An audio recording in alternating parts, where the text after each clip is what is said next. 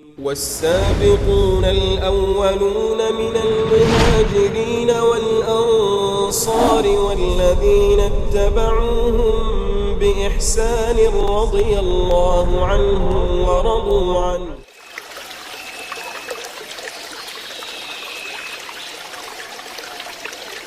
Bismillahirrahmanirrahim.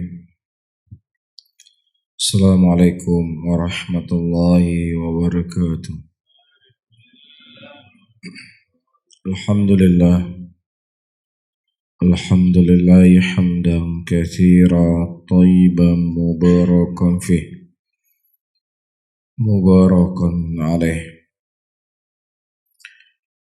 kama yuhibbu rabbuna wa yarda. Wa usalli wa usallim ala nabiyyina al-karim Muhammadin wa ala alihi wa ashabihi wa man tabi'ahum bi ihsanin ila yaumiddin. Ayyuhal ikhwah rahimani wa rahimakumullah. Kita lanjutkan kembali pembahasan kitab kita di subuh hari ini, yaitu kitab Syarhus Sunnah lil Muzani rahimahullah.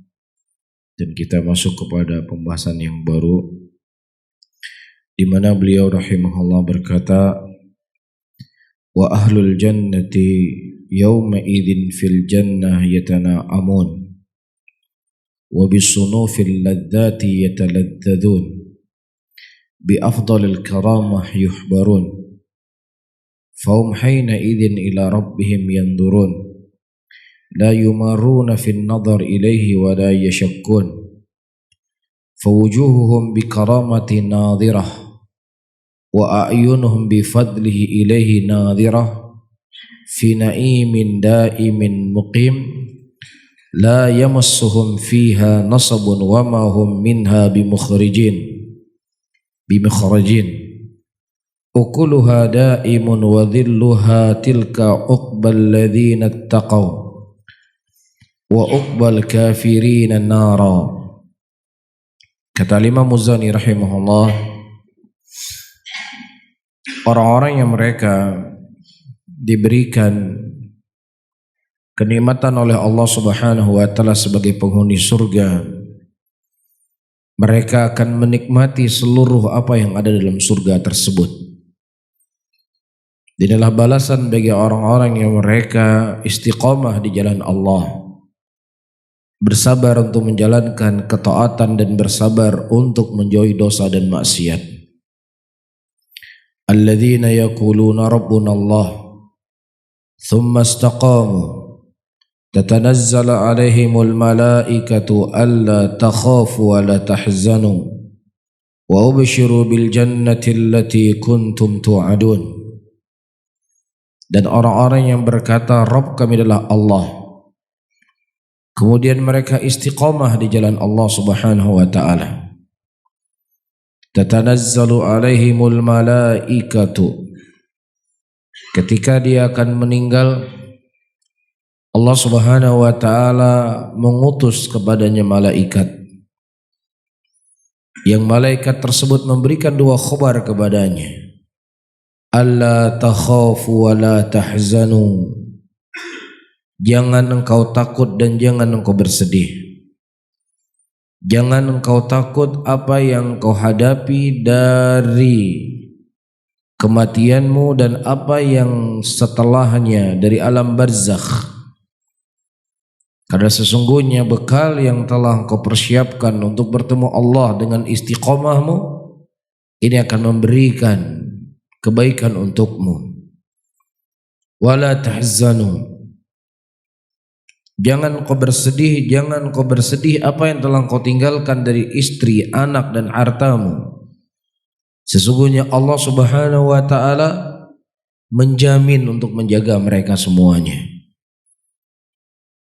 Ya, jadi apa yang akan kita hadapi dari kehidupan setelah dunia dijaga oleh Allah Subhanahu wa taala. Dan apa yang kita tinggalkan dari sana, keluarga kita dan harta kita juga dijaga oleh Allah. Inilah pertama kabar gembira yang Allah Subhanahu wa taala berikan kepada orang-orang yang mereka telah lelah hidup di dunia, di dalam menjalankan perintah Allah Subhanahu wa taala, menjauhi segala larangan Allah Rabbul Alamin. Dan berilah kabar gembira kepada mereka dengan surga yang mereka akan mendapatkan apapun yang mereka inginkan dalam surga tersebut. Bayangkan ayyuhal ikhwah rahimani wa rahimakumullah, Rasulullah sallallahu alaihi wasallam menyebutkan hadis dari Abdullah bin Mas'ud radhiyallahu taala anhu, inni a'lamu akhir rajul khuruja minan nar zahfan. Aku mengetahui bahwasanya laki-laki yang paling terakhir keluar dari neraka dalam keadaan terpanggang. Kemudian dia menoleh ke neraka. Dan dia berkata, sesungguhnya tidak ada satupun manusia yang lebih nikmat dibandingkan aku semenjak Allah menciptakan manusia. Dia belum menikmati surga. Dia belum melihat surga. Dia hanya baru dibebaskan oleh Allah dari neraka dalam keadaan badannya masih terpanggang. Singkat cerita, dimasukkanlah dia ke dalam surga dan dimandikan dari sungai abadi, dari kehidupan. Kemudian Allah Subhanahu wa taala berkata kepadanya, tamannih, wahai fulan, berangan-anganlah. Sesungguhnya sesuatu apa yang kau angan-angankan, kau akan mendapatkan apa yang kau angankan tersebut. Yang kemudian sudah habis apa yang dia angan-angankan untuk dia dapatkan dalam surga, Allah ingatkan kepadanya kenikmatan-kenikmatan yang lainnya. Ya. Kemudian dia berkata, ya Allah, tidak ada sesuatu apapun yang kau harapkan lagi dari surga ini, karena semuanya sudah habis apa yang kau fikirkan. Kemudian kata Allah Subhanahu wa taala, hadza laka wa asyra amsalha. Dan seluruh apa yang kau angan-angankan adalah untukmu dan dilipat dengan 10 kali lipat. Ini orang yang paling terakhir keluar dari surga. Nah, bagaimana lagi orang-orang yang awalun masuk dalam surga dari kalangan para nabi, dari kalangan syuhada, dari kalangan salihin, dari kalangan siddiqin. Tentunya mereka lebih mendapatkan kenikmatan yang lebih besar. Maka disebutkan oleh para ulama, kalau seandainya penghuni surga dia menginginkan untuk mendapatkan anak di dalam surga, maka juga Allah akan memberikan kepadanya. Tapi keinginan tersebut tidak ada. Keinginan tersebut tidak ada. Jadi dari sini ada hal-hal yang terkadang terbayangkan oleh seseorang, saya ingin masuk dalam neraka lah, ingin membayangkan gimana panasnya neraka dulu sebentar. Ada hal-hal terkadang tidak diinginkan oleh penghuni surga. Tetapi mereka ingin menikmati kenikmatan-kenikmatan yang ada dalam surga. Jelas ya, kadang orang suka iseng, saya ingin balik dulu di dunia, gimana ya hidup di dunia dulu. Hal yang seperti ini tidak difikirkan oleh penghuni surga nantinya dalam surga. Iya. Kemudian kata Al-Muzani rahimahullah, dan mereka nanti dalam surga akan merasakan segala bentuk kelezatan, dan mereka mendapatkan sebaik-baik karamah yang Allah berikan kepada mereka. Fahum haina idzin ila rabbihim yandurun, dan mereka pada waktu itu kepada Allah Subhanahu wa taala lah mereka akan melihat. Jadi merupakan nikmat yang paling terbesar. Ya, jadi nikmat masuknya seseorang ke dalam surga ini bukan nikmat yang paling besar. Tapi nikmat yang paling besar ketika seseorang bisa melihat Allah Subhanahu wa taala. Dan ini yang disebutkan oleh Imam Al-Muzani. Fahum haina idzin ila rabbihim yandurun. Dan mereka ketika itu kepada Rabb mereka lah mereka akan melihat. La yumarruna fin nazar ilaihi wa la yashakkun. Dan mereka tidak merasa berat, tidak ada keraguan, tidak ada perdebatan. Ya, fawujuhuhum bi karamati nadhirah. dan wajah-wajah mereka. Dengan karamah yang Allah Subhanahu wa taala berikan, wajah mereka akan bersinar-sinar, akan berseri-seri.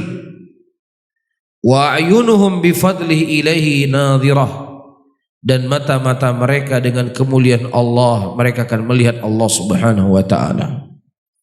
Fi na'imin da'imin muqim, di dalam kenikmatan yang terus-menerus yang akan mereka dapatkan. La yamassuhum fiha nasabun wa ma hum minha bimukhrajin, dan tidak ada kelelahan bagi mereka pada waktu itu di dalam surga. Kalau seandainya Allah memberikan kepada mereka sekian permaisuri, sekian bidadari dalam surga, maka mereka tidak akan pernah lelah di dalam melakukan hubungan badan dengan apa yang telah Allah berikan kepadanya. Tidak ada rasa lelah. Ini yang Allah sebutkan, la yamassuhum fiha nasabun. Nasab itu artinya kelelahan. Tidak ada kelelahan yang mereka rasakan. Wa ma hum, dan tidaklah mereka dari surga tersebut akan dikeluarkan. Ukuluha daimun wa dhilluha tilkal uqbal ladzina ittaqaw. Dan buah-buahan itu akan mereka dapatkan terus menerus dalam surganya Allah,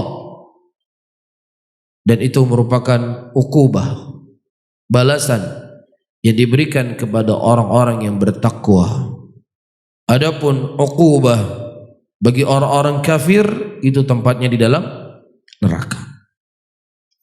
Pembahasan kita di subuh hari ini ayyuhal ikhwah rahimani wa rahimakumullah lebih daripada pembahasan akidah, bukan menceritakan secara mendetail tentang surga dan kenikmatan yang ada di dalamnya, tetapi Al-Imam Muzani rahimahullah di dalam poin beliau ini ingin menggambarkan kepada kita tentang satu usul dari usul Ahlus Sunnati wal Jamaah, yang mana Allah Subhanahu wa taala akan dilihat kelak di yaumul qiyamah dengan mata-mata manusia. Dengan dalil apa yang beliau sebutkan setelahnya, wa ahlul jahdi, adapun orang-orang kafir, an rabbihim yauma idzin lamahjubun, mereka kelak nanti dari Allah Subhanahu wa taala Allah akan menghijabi mereka. Mereka tidak bisa melihat Allah. Ini dalil yang digunakan oleh para ulama salaf ketika orang-orang kafir disiksa oleh Allah, diazab oleh Allah dengan tidak bisa melihat Allah, maka mafhum mukhalafahnya orang-orang beriman nanti di yaumul qiyamah mereka mendapatkan kenikmatan bisa melihat wajahnya Allah Subhanahu wa taala. Mafhum ya? Dan ini pendalilan dari Al-Imam Al-Muzani juga. Bisa difahami? Tapi saya baca ulang. An rabbihim yauma idzin lamahjubun.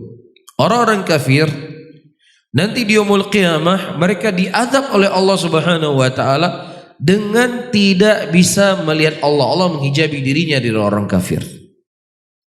Nah, ayat ini dijadikan dalil oleh para ulama, orang-orang beriman mereka tidak seperti keadaan dan kondisinya orang-orang kafir. Ketika orang kafir dihijabi tidak bisa melihat Allah, maka orang beriman diberikan kenikmatan oleh Allah dengan melihat wajah Allah Subhanahu wa taala. Nah, finnari yusjarun, dan mereka dalam neraka tersebut akan dicelupkan oleh Allah.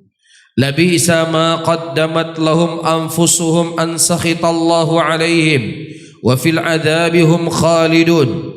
Dan sungguh sangat jelek apa yang telah mereka datangkan dari murka Allah Subhanahu wa taala kepada mereka, dan bagi mereka azab yang mereka kekal selama-lamanya di dalamnya. La yuqda alaihim fayamutu wa la yukhaffafu anhum min adzabiha kadzalika najzi kulla kafur. Dan itu semuanya tidak diberikan kepada mereka sampai mereka mati. Dan tidak diringankan kepada mereka sedikit pun dari azab. Dan demikianlah balasan bagi seluruh orang-orang yang kafir. khala man sya'allah minal muwahhidin ikhrajuhum minha, kecuali orang-orang kafir, orang-orang mukminin muwahhidin yang Allah Subhanahu wa taala kehendaki untuk mengeluarkan mereka dari surganya Allah Subhanahu, dari nerakanya Allah Subhanahu wa taala. Ini sudah menjadi pembahasan yang sering kita bahas, di mana orang-orang beriman walaupun mereka terkadang dicelupkan ke dalam neraka, namun tidak kekal mereka dalam neraka tersebut. Wallahu taala a'lam bissawab. Nah, di sini disebutkan oleh Syekh Abdul Razak hafizahullah, qauluhu fahum haina idzin ila rabbihim yandurun, lamma dzakara al-musannif rahimahullah na'im ahli al-jannah atba'ahu bi dzikri a'zam na'im yanaluhu ahli al-jannah wa huwa ru'yatullahi 'azza wa jalla haqiqatan bi absarihim kama qala ta'ala wujuhu yawma idzin nadhirah ila rabbiha nadhirah. Ketika Al-Imam Muzani rahimahullah menyebutkan kenikmatan penghuni surga, kemudian beliau menyebutkan penyebutan nikmat yang paling besar yang didapatkan oleh penduduk surga, yaitu melihat Allah Subhanahu wa taala dengan hakikat, dengan pandangan mata mereka, bukan secara qiyas. Oh, yang dilihat itulah rahmatnya Allah, yang dilihat itulah nikmatnya Allah. Kalau seandainya yang dilihat adalah nikmatnya Allah, itu menunjukkan ayat akan berulang-ulang. Ayat akan berulang-ulang. Orang dalam surga melihat nikmat Allah atau tidak? Dia melihat enggak keindahan surga? Melihat atau tidak? Dia sudah melihat keindahan surga. Jadi kalau disebut kemudian juga melihat keindahan surga, berulang-ulang namanya. Tetapi ketika mereka telah mendapatkan kenikmatan di dalam surganya Allah Subhanahu wa taala, kemudian setelahnya mereka diberikan ziyadah, diberikan tambahan kenikmatan. Apa itu? Melihat wajah Allah Subhanahu wa taala. Nah, sebagaimana Allah sebutkan dalam Al-Qur'an, wujuhu yauma idzin nadhirah ila rabbiha nadhirah. Dan wajah-wajah mereka pada waktu itu berseri-seri. Kenapa? Karena mereka diberikan kesempatan untuk melihat Allah Subhanahu wa taala. Nah, wa qala an-nabi sallallahu alaihi wasallam, wa idza dakhala ahlul jannati jannata yaqulu Allah turidu syai'an uzidukum fayaquluna alam tabayyat wujuhana alam tadkhulna al-jannah وتنجينا من النار قالت فيكشف الحجاب فما أوتوا شيئا أحب إليهم من نظر إلى ربهم ثم تلا رسول الله صلى الله عليه وسلم قوله تعالى للذين أحسنوا الحسنى وزيادة. Nabi sallallahu alaihi wasallam menyebutkan hadis rahimani wa rahimakumullah yang diriwayatkan oleh Al-Imam Muslim rahimahullah dalam sahihnya. Perhatikan hadisnya. Idza dakhala ahlul jannata al-jannata, ketika penduduk surga sudah masuk dalam surga, Allah berkata kepada mereka, turiduna syai'an uzidukum, apakah kalian ingin aku menambah sesuatu kepada kalian dari kenikmatan surga ini? Perhatikan baik-baik. Fayaqulun, ya Allah, bukankah engkau telah memutihkan wajah-wajah kami? Dan bukankah engkau telah memasukkan kami ke dalam surga? Dan engkau telah menyelamatkan kami dari neraka? Nikmat apa lagi? Ini nikmat sudah cukup nikmat kami rasakan dalam surga. Nikmat apa lagi ya Rabb kami? Apalagi kamu ingin tambah kepada kami? Paham? Jelas? Kemudian fayakshiful hijab, dan Allah membuka hijabnya. Fama utu syai'an, dan tidaklah diberikan kepada mereka sesuatu yang paling mereka cintai, yang paling mereka tunggu, yaitu melihat wajah Allah Subhanahu wa taala. Bisa difahami? Saya ulangi kembali, kalau seandainya diartikan melihat wajah Allah, melihat nikmat Allah, mereka sudah melihat nikmat Allah, mereka sudah diputihkan wajahnya, mereka sudah dimasukkan dalam surga, mereka sudah menikmati apa yang ada dalam surga. Jadi kan gak nyambung kan? Sementara Allah berkata kepada mereka, maukah aku menambah kepada kalian sesuatu yang lainnya dari apa yang telah kalian nikmati hari ini? Mafhum di sini? Ya, kemudian Allah membuka hijabnya dan memberikan sesuatu yang paling dicintai oleh penduduk surga. Apa itu? Melihat wajah Allah Subhanahu wa taala. Kemudian Nabi SAW membaca firman-Nya. Firman Allah maksudnya. Lilladzina ahsanul husna wa ziyadah. Dan bagi orang-orang yang baik, bagi orang-orang yang beriman, ya, mereka mendapatkan kebaikan. Ya, wa ziyadah, dan tambahan dari kebaikan tersebut. Apa yang diinginkan dengan tambahan dari kebaikan tersebut? Wa qad fassara jama'atun minas sahabati aidan az-ziyadah fil ayat sabiqah bi annaha ru'yatullah minhum Abu Bakar As-Siddiq wa Hudzaifah ibn al-Yaman wa Amir ibn Sa'ad wa ghairihim. Dan jamaah daripada sahabat Nabi SAW menafsirkan ziyadah dalam ayat ini adalah melihat Allah Subhanahu wa taala. Di antara yang menafsirkan ini adalah Abu Bakar Siddiq, ya, juga Hudzaifah ibn al-Yaman, juga Amir ibn Sa'ad, dan selain dari mereka dari sahabat Rasulullah. Mafhum ya? Tapi perhatikan ayatnya, saya ulangi kembali. Lilladzina ahsanul husna wa ziyadah. Dan bagi orang-orang yang mereka berbuat perbuatan kebaikan, mereka mendapatkan kebaikan dan tambahan dari kebaikan itu. Apa tambahannya? Melihat wajah Allah dengan dalil hadis, ya, yang kita baca tadi. Apa kata Allah? Turidu syai'an uzidukum. Maukah kalian mendapatkan sesuatu tambahan dari apa yang telah kalian dapatkan? Mereka berkata, ya Allah, Engkau telah memutihkan wajah kami. Engkau telah memasukkan kami ke dalam surga. Dan Engkau telah menyelamatkan kami dari neraka, apa lagi? Bisa difahami?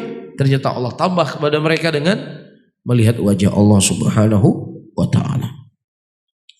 Wan nazar ilaihi la yakunu illa ba'dal maut. Dan melihat Allah Subhanahu wa ta'ala tidaklah kecuali setelah kematian. Sebagaimana kata Nabi sallallahu alaihi wasallam, hadis yang diriwayatkan dan disebutkan oleh Tabari rahimahullah dalam Jami'ul Bayan, ta'allamu annahu la yara ahadun minkum rabbahu hatta yamuta. Ketahuilah oleh kalian, sesungguhnya tidak ada seorang pun dari kalian melihat Allah sampai dia mati. Jadi kalau ada orang yang mengaku melihat Allah dalam keadaan dia hidup, bohong, dusta. Yang dia lihat itu bukan Allah tapi syaitan yang dia lihat. Ya memang itu yang dia cari. Ya, dia bersemedi, ya, membuat ritual-ritual A, B, C, D, berzikir sekian ribu kali, sekian ratus ribu kali. Ya, kemudian berselawat sekian ratus ribu kali. Kemudian tidak makan ini, tidak makan itu. Banyak pantangannya. Ya, nah disitulah syaitan masuk. Dibisiki macam-macam. Nanti ada cahaya lampu lewat, sepertinya malaikat mendatangi saya ini. Ya, pokoknya ya karena itu yang dia cari. Itu yang dia cari, apa saja yang nampak, nah itulah yang dia pikirkan. Mafhum ya? Sehingga aneh-aneh orang yang punya pemikiran seperti ini, aneh-aneh. Disebutkan kisah dari Syekh Abdul Qadir Al-Jailani rahimahullah. Mungkin saya pernah juga cerita. Syekh Abdul Qadir Al-Jailani seorang alim dari ulama ahli sunnati wal jamaah. Namun banyak kisah-kisah mawdu'ah, makhdu'ah, makdzubah yang dinisbatkan kepada beliau rahimahullah. Beliau adalah ulama ahli sunnah. Di antara kisah yang sahih yang teriwayatkan dari Syekh Abdul Qadir Al-Jailani rahimahullah, pada suatu hari Syekh Abdul Qadir Al-Jailani salat. Kemudian tiba-tiba di arah kiblat beliau salat datang cahaya. Dan cahaya itu mengaku dirinya sebagai Tuhan. Apa kata Syekh Abdul Qadir Al-Jailani? Ya iblis, ya syaitan, enyah kau dari saya. Ya, nah kalau orang-orang yang lemah akidahnya, yang lemah tauhidnya, terlebih memang itu yang hal-hal seperti itu yang dia cari, kekaromahan. Ya, dia pasti akan yakin ini betul-betul Tuhan ya Pak lo. Kan begitu. Kayak itu dia yang cari. Tapi Syekh Abdul Qadir Jalani menilai sesuatu dengan ilmu. Bagaimana mungkin saya seorang Abdul Qadir Jalani datang Allah kepada saya? Nabi Muhammad SAW sebagai Rasul saja, Allah mengutus malaikat Jibril. Iya, ini satu hal. Hal yang kedua, setelah meninggal Nabi Muhammad SAW berarti telah terputus wahyu. Tidak ada lagi yang namanya wahyu, telah terputus. Ini ketika sesuatu dibangun di atas ilmu. Tapi ketika sesuatu dibangun di atas kejahilan, kebodohan, maka terjadilah apa yang terjadi. Dan ada di Aceh sendiri, ada orang mengaku dia bisa melihat Allah dalam keadaan terjaga. Dia ajak orang-orang untuk melihat Allah bersama. Atas siapa yang dia lihat? Ya, ini bisikan-bisikan syaitan, bisikan-bisikan hati. Dan ini para hadirin dan hadirat yang dimuliakan oleh Allah, akan bisa terlepas manusia dari hal yang seperti ini ketika belajar ilmu. Ya, tapi kalau orang mengambil dalil dari mimpi-mimpi, dan ini memang dia cari. Dan para ulama salaf telah mengingatkan kita ribuan tahun yang lalu, kun taliban lil istiqamah wala takun taliban lil qaramah. Belajarlah engkau, menuntut ilmulah engkau agar engkau bisa istiqamah di jalan Allah, menjalankan apa yang Allah perintahkan dan menjauhi apa yang dilarang oleh Allah Subhanahu wa taala. Sehingga disebutkan oleh para ulama, tidak ada kekaraman yang paling besar yang Allah berikan kepada seorang hamba lebih daripada istiqomahnya dia sampai menyambut kematiannya. Dia berada dalam keadaan istiqomah. Ini merupakan karamah yang paling besar. Kenapa saya katakan karamah yang paling besar? Ayat yang saya sebutkan tadi, alladzina yaquluna rabbuna Allah thumma istaqamu tatanazzalu alaihimul malaikatu alla takhafu wa la tahzanu. Ini karamah yang paling besar. Apa yang balasan bagi orang yang mendapatkan karamah ini? Surga dan kabar gembira sebelum dia mati. Wala takun taliban lil karamah, dan janganlah engkau belajar menuntut ilmu untuk mendapatkan kekeramatan. Bukan untuk itu kita mendapatkan ilmu. Bukan itu untuk kita mencari ilmu supaya keramat, supaya ini, supaya itu. Pewaka hafai hadi merebe-rebe hadi mentiro dan keramat. Kamu walaupun kamu hanya menghafal hadis, lo yang keramat. Ini yang mereka dicari. Ya akhi, bukan ini tujuan menuntut ilmu. Tujuan menuntut ilmu bagaimana seseorang bisa mengangkat kebodohan dari dirinya. Al-Imam Ahmad rahimahullah, beliau berkata, al-ilmu ya la ya'dilu syai'un liman sahat niyatuhu. Ilmu itu tidak ada menandingi siapapun, siapa yang lurus niatnya. Tidak ada yang menandingi apapun ilmu tersebut. Kemudian kata Imam Ahmad ditanyakan kepada Imam Ahmad, wahai Imam, apa maksud dan tujuan seseorang lurus dalam niat dalam menuntut ilmu? Kata Imam Ahmad, yarfa'ul jahl an nafsihi wa an ghairihi. Mengangkat kebodohan dari dirinya dan dari orang lain. Dan justru sebaliknya, para hadirin dan hadirat yang dimuliakan oleh Allah, para ulama salaf terdahulu, ketika Allah memberikan kekaroman kepada mereka, justru karamah tersebut mereka sembunyikan, bukan diekspos. Terkadang hari ini bukan sekedar diekspos, tapi sengaja dibuat-buat cerita-cerita aneh. Ada pencerita-pencerita, dibuat akun Facebook, dibuat akun Instagram, supaya orang apa? Tertarik kepadanya.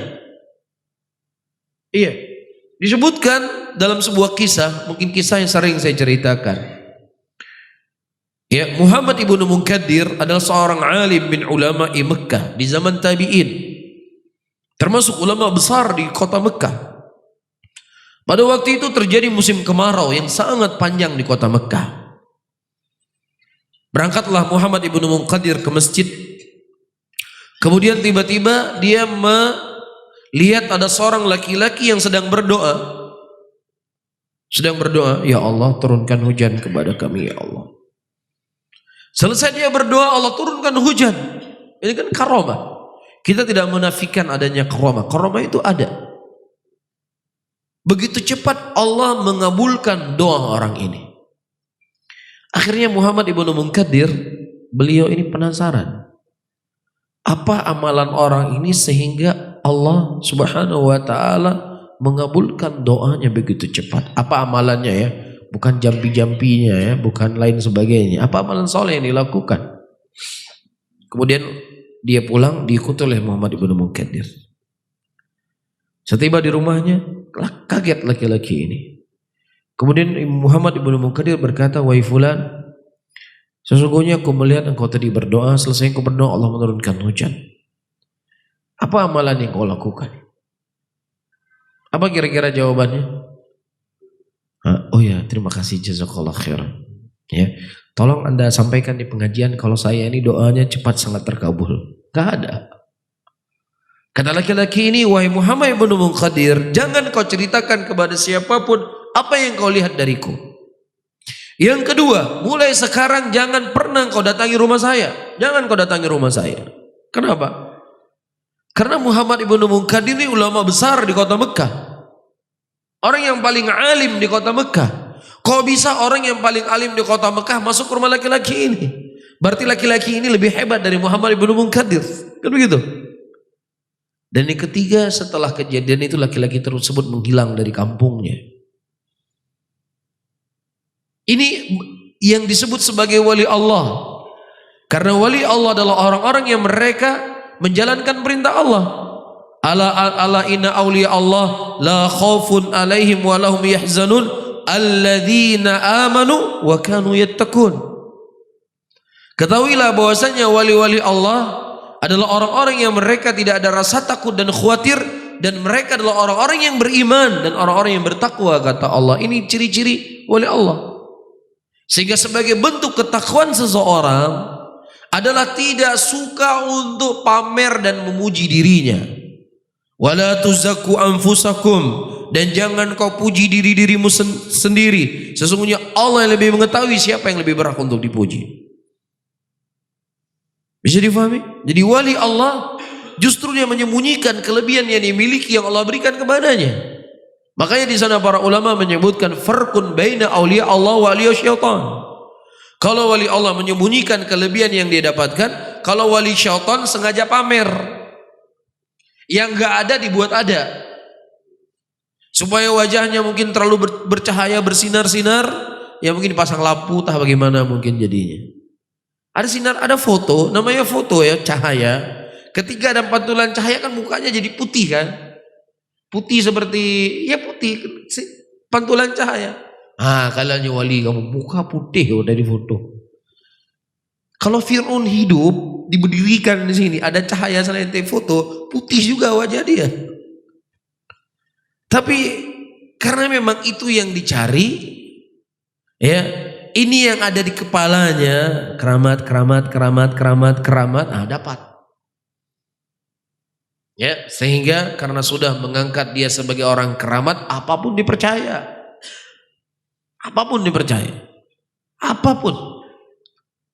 Ya, ini para hadirin, ya tidak lain saya ulangi karena krisisnya akidah. Jauhnya dari ilmu, jauhnya dari tauhid. Sehingga mudah ditipu dengan hal-hal yang klinik seperti ini. Tapi kalau kita sampaikan hadis,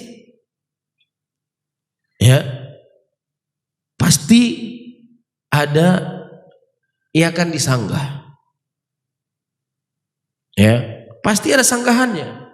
Pasti ada. Beda kalau seandainya yang disampaikan itu cerita-cerita khurafat.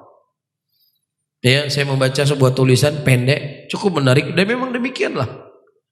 Kalau kita ingatkan ini uang palsu, oh masya Allah, terima kasih, jazakallah khairan.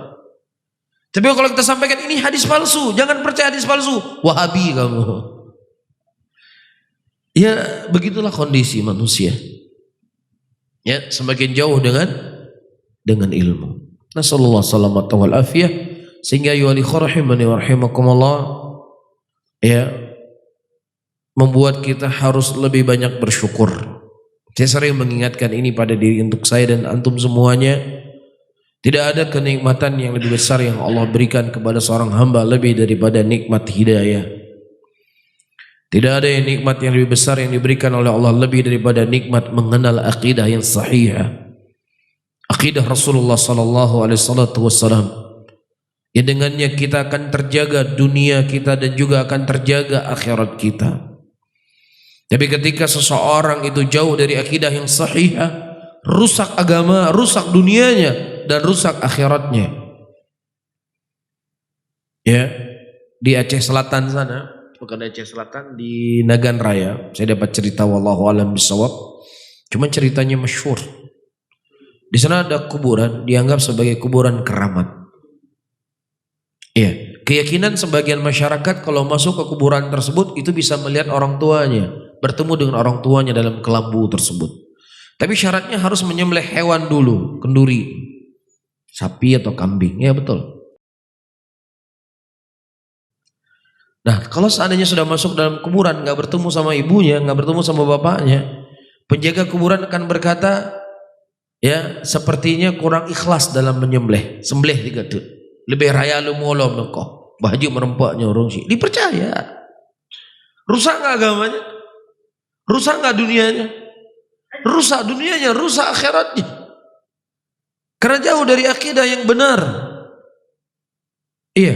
Allah Subhanahu wa taala menyebutkan ayat dalam Al-Qur'anul Karim, ketika seseorang belajar agama, belajar akidah yang benar, Allah sebutkan dalam Al-Qur'an, Rabbirji'uni la'ali a'malu salihan fima tarak. Kalla innaha kalimatun huwa qailuha wa min wara'im barzakhun ila yaumi yub'atsun. Ya Rabb, kami kembalikanlah kami ke dunia supaya kami bisa mengamalkan amalan soleh apa yang dulunya kami tinggalkan. Kalla, kata Allah, tidak, sekali-kali kamu tidak akan dikembalikan ke dunia. Dia ingin melakukan ibadah, ingin mendekatkan diri kepada Allah, dikembalikan ke dunia, tidak didapatkan izin dari Allah. Bagaimana lagi mau bertemu dengan anaknya? Kalau seandainya dalam kubur dia diazab dalam kuburnya, bagaimana dia mau bertemu dengan anaknya? Dia sedang mendapatkan azab dari Allah. Atau kalau seandainya kuburnya merupakan taman dari taman surga, dia sedang menikmati apa yang dia dapatkan di dalam kuburnya. Ya, tidak ada ayat ini dijadikan oleh para ulama, orang yang meninggal tidak akan mungkin kembali ke dunia. Jangankan manusia biasa, Nabi kita Muhammad sallallahu alaihi wasallam, ya, ketika Rasulullah sallallahu alaihi wasallam dilarang oleh Allah untuk memberikan izin sebagian orang untuk minum dari haudnya Rasulullah, kata Allah Subhanahu wa taala, innaka la tadri ma ahdatsu ba'dak. Sesungguhnya wahai Muhammad, engkau tidak mengetahui apa yang sedang mereka lakukan setelah, apa yang telah mereka lakukan setelah kematianmu, kata Allah kepada Rasulnya. Hei, tapi Ustaz, nah gejak Nabi, waktu acara-acara lahir Nabi, gejak Nabi. Jadi sekarang mana yang mau kita percaya, hadis Nabi atau ceritanya kamu? Mana yang kita percaya? Oh kan menan memahami hadis, kan cara aja memahami hadis. Subhanallah. Hadis Rasulullah jelas, innaka la tadri ma ahdatsu ba'dak. Sesungguhnya wahai engkau Muhammad tidak mengetahui apa yang terjadi setelah kematianmu. Kok bisa kemudian tiba-tiba Rasulullah hadir di Aceh, hadir di Jawa, hadir di Malaysia, hadir di sana, hadir di sini. Gimana kok bisa hadir? Ya, jadi hadisnya yang disalahkan, ceritanya itu yang benar. Kan lagi cara memahami hadis, cara memahami hadis, ditakwilah seenak hatinya mereka. Tetapi ketika pembahasannya Allah Subhanahu wa taala turun ke langit dunia, mulai mereka berlogika dengan logikanya. Nah kalau di sini malam, di sana siang, di sana malam, di sana siang, gimana? Lah kalau ente mengatakan Rasulullah sallallahu alaihi wasallam datang di acara, lah kalau hari ini di Kampung Mulia buat acara, nanti di Sigli juga buat acara. Kemudian nanti di Aceh Utara juga buat acara, di Medan buat acara. Terus gimana Nabi? Datang terus. Datangi siapa? Rasulullah. Kenapa pada Allah kalian tolak, di sini kalian tetapkan? Apa maksud saya? Lau kana min indi ghairillah lawajadu fi ikhtilafan katsira. Kalau seandainya sesuatu itu datang dari sisi Allah, maka sesuatu yang bukan datang dari sisi Allah, maka akan dilihat perselisihan sangat banyak. Yang hanya tak pikir daya, pokok jika imani mentang. Lah terus zat Allah bisa kita fikir. Ini tentunya yang lebih utama harus kita imani. Ya, sesuatu yang ada dalil di takwil sana takwil sini, sesuatu yang ada dalil dipaksakan.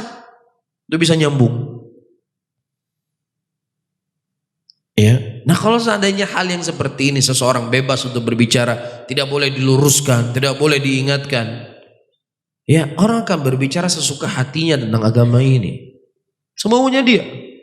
Apa yang ada di pikirannya dijadikan sebagai konsep agama. Apa yang ada dalam perasaannya dijadikan sebagai konsep beragama. Sehingga akan menjadi rusak. Rusak akidah seseorang. Akan rusak. Islam tidak akan rusak. Islamnya dia akan rusak. Islam tidak akan rusak. Islam itu akan dijaga, akan murni. Tetapi apa yang kau nisbatkan kepada Islam? Bisa dipahami ya? Baik. Saya baca sedikit lagi kemudian kita akhiri kajian kita. Kemudian ya rahimani rahimakumullah.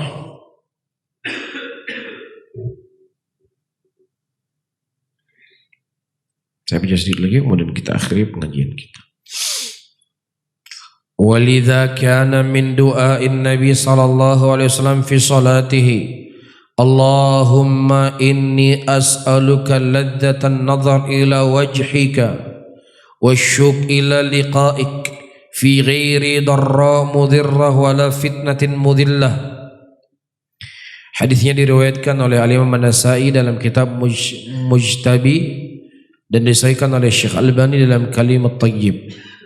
Nabi SAW beliau berdoa dalam salat beliau, Allahumma inni as'aluka ladzatan nazar ila wajhik.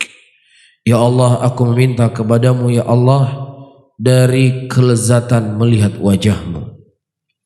Wasyuq ila liqa'ik, dan kerinduan untuk bertemu denganmu. Ini doa Nabi kita Muhammad sallallahu alaihi wasallam. Aku meminta kepada engkau ya Allah ya kelezatan untuk melihat wajahmu. Disebutkan Pak, wajah. Ila wajhika. Nah, Allah Ta'ala alam bisawab. Dan ada kalimat dari Ibnu Rajab rahimahullah, kalimat yang bagus. Insyaallah akan kita baca pada pertemuan yang akan datang. Allahu a'lam bissawab. Tapi saya akhiri, Allahumma salli ala Muhammadin wa ala alihi wa ashabihi wa man tabi'ahum bi ihsanin ila yaumiddin. Wassalamualaikum warahmatullahi wabarakatuh.